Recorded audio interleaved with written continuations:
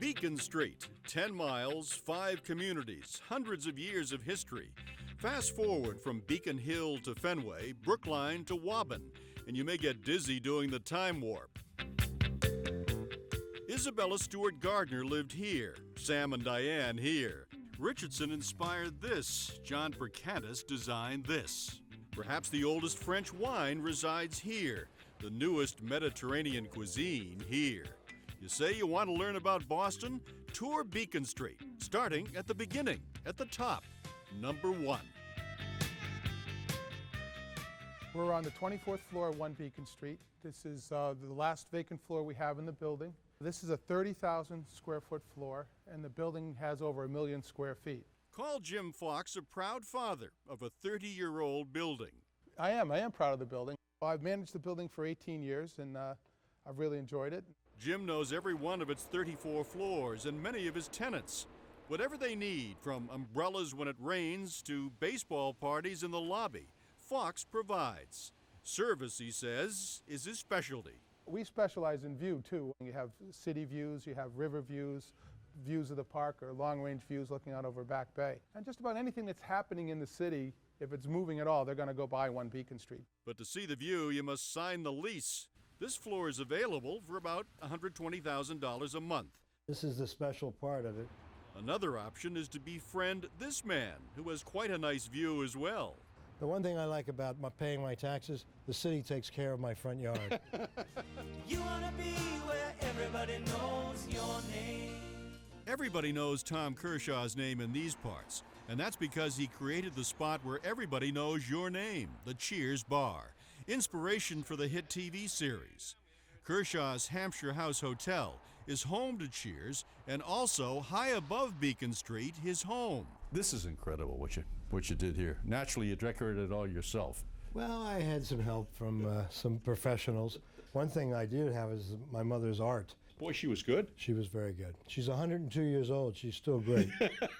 As is the following for Cheers, still running in syndication and still bringing in tourists by the dozens.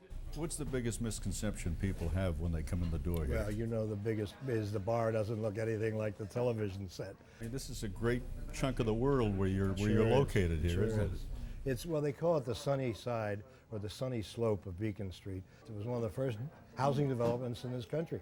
And they built it, and guess what? It's never been, you know, it never went down.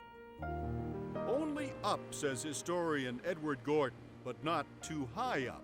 It took the construction of the 12-story building over here in 1903 to really make people wake up a little and realize that, you know, the scale was inappropriate, that, you know, this is one of the most historic streetscapes in America.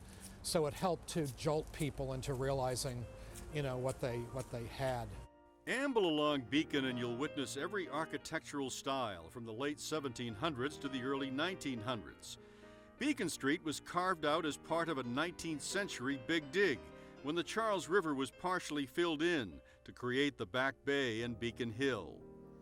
With its stellar waterfront views, Beacon always was a coveted address, attracting the likes of patriot John Hancock, painter John Singleton Copley, and later Isabella Stewart Gardner. The first few blocks showcase some of architect Charles Bulfinch's finest offerings, from the State House to this classic townhouse. We are standing in front of the third Harrison Gray Otis house, which was considered to be the greatest townhouse design by Charles Bulfinch. And the original idea for this neighborhood was to have freestanding mansion houses surrounded by gardens. Very quickly, by the 1820s, that whole idea changed dramatically from, you know, this freestanding concept to attached housing.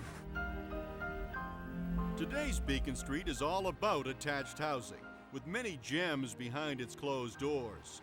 There are colleges like Emerson here, along with fraternities from MIT. The newly renovated Athenaeum calls the street home, as does the Church of Scientology. You'll even find a slice of Germany in the middle of this block, inside the Goethe Institute. What we are doing is inviting artists, writers, or we invite film directors to come over to present their art. Other activities include German lessons and weekly storytelling for kids, all open to the public. Just a few blocks away is the New England College of Optometry, also open to the public. You can apply to the school, although a much easier entry might be to tour the recent $9 million renovation of this extraordinary building, which employed the expertise of 9 different preservationists. The wall covering is a linen. What you see represents about a year's work in just restoring that paper. There are other rooms in this floor that have rice paper and others that had to be done with Q-tips. We had a building that had character. The question was, should we do it right? And the answer to that was, let's do it right. That might also be the motto of the powers behind 15 Beacon Hotel and the Federalist Restaurant, where no detail is overlooked or expense cut. The basement of the Federalist features a private wine cellar housing some 30,000 bottles, including a $17,000 bottle dating back to the early 1700s.